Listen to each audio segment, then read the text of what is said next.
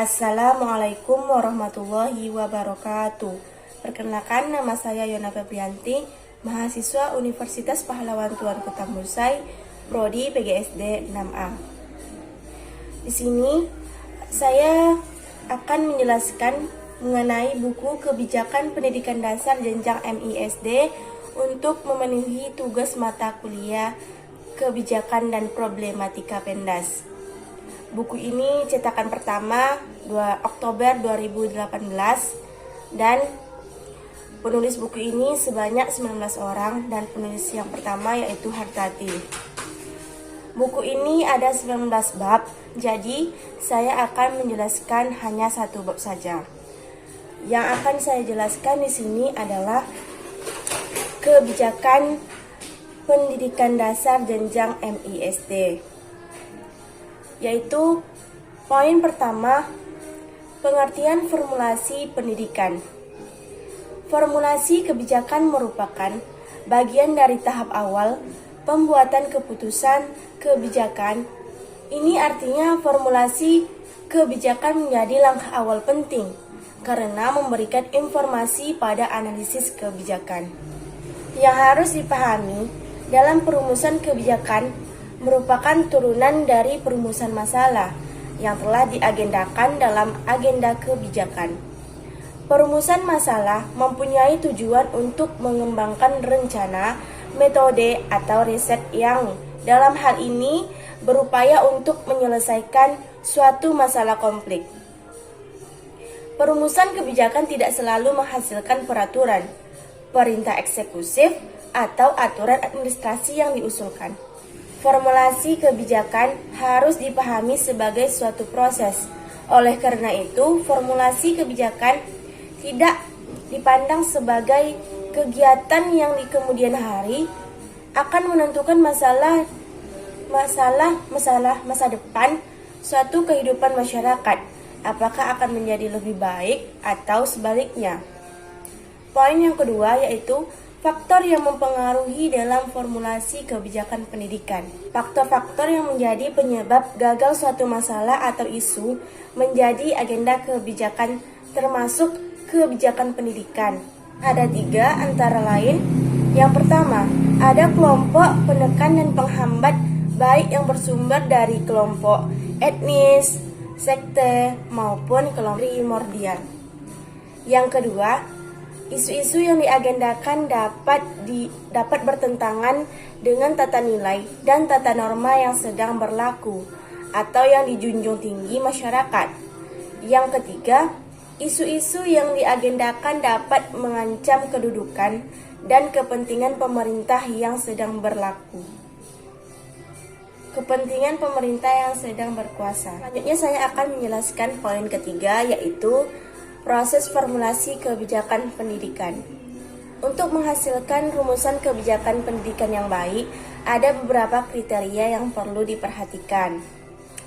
Yaitu ada 2. Yang pertama, rumusan kebijakan pendidikan tidak mendikte keputusan spesifik atau hanya menciptakan lingkungan tertentu. Poin yang kedua, rumusan kebijakan dapat dipergunakan menghadapi masalah atau situasi timbul secara berulang. Prosedur yang dilakukan untuk merumuskan kebijakan termasuk kebijakan pendidikan adalah meliputi hal-hal sebagai berikut. Yang pertama yaitu identifikasi isu kebijakan pendidikan. Perumusan masalah kebijakan sangat penting karena sebagian besar waktu yang dihabiskan dalam memformulasikan kebijakan pendidikan berada pada perumusan ini. Poin yang kedua, penyusunan agenda kebijakan. Dari masalah-masalah yang dirumuskan, kemudian dipilih masalah-masalah yang prioritas dari yang paling krusial sampai dengan yang paling tidak krusial. Poin yang ketiga yaitu membuat proposal kebijakan. Membuat proposal kebijakan di sini dimaksudkan serangkaian kegiatan yang arahnya adalah menyusun dan mengembangkan banyak alternatif tindakan dalam rangka memecahkan masalah kebijakan. Poin yang keempat yaitu pengesahan rumusan kebijakan. Secara rumusan kebijakan baru dipandang final setelah disahkan oleh perumusan kebijakan formal. Pengesahan ini penting karena sejak itulah dapat dijadikan sebagai pedoman bagi pelaksana kebijakan. Selanjutnya saya akan menjelaskan poin yang keempat, yaitu komponen-komponen dalam formulasi kebijakan pendidikan. Menurut yang dikemukakan oleh Dunn, ada dua, yaitu yang pertama kebijakan publik. Analisis kebijakan publik memiliki unsur-unsur seperti berikut. Yang pertama, inventorisasi fase pencarian.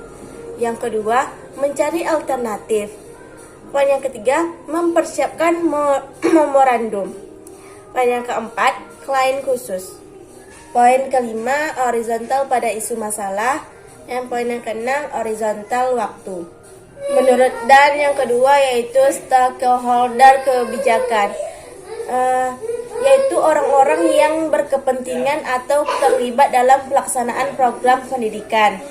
Stakeholder pendidikan dapat dibagi menjadi tiga kategori utama. Yang pertama, di dalam sekolah. Kepala sekolah yaitu sebagai penghubung antara guru dan orang tua dan para stakeholder. Yang kedua, pemerintah selaku membuat kebijakan. Peran membuat kebijakan yaitu pelayan, mediator antara aktor-aktor pendidikan lainnya, baik di tingkat daerah hingga pusat. Yang ketiga, masyarakat. Masyarakat juga mempunyai peran penting. Masyarakat sangat berpartisipasi dalam kebijakan pendidikan.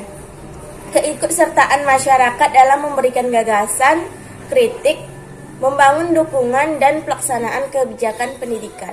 Administrasi pendidikan merupakan aplikasi administrasi dalam lingkup pendidikan dan merupakan bagian dari applied science, terutama di bidang pendidikan baik di sekolah maupun di luar sekolah. Unsur-unsur yang mempengaruhi formulasi kebijakan pendidikan ada 5.